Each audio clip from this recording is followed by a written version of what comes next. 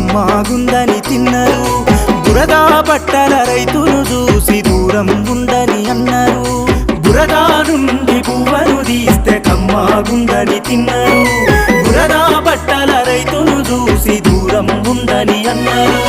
చెమటా చుక్కల సత్తువతోని పుడమి పురుడు పోసుకున్నది కంటి పాపల కావలిలోనే పంట రాసి నెలకొన్నది వందనాలు రైతన్న నీకు వందనాలన్నా నీ రెక్కాడకుంటే బుక్కెడు భూవే లేదన్నా వందనాలు రైతన్న నీకు వందనాలన్నా నీ రెక్కాడ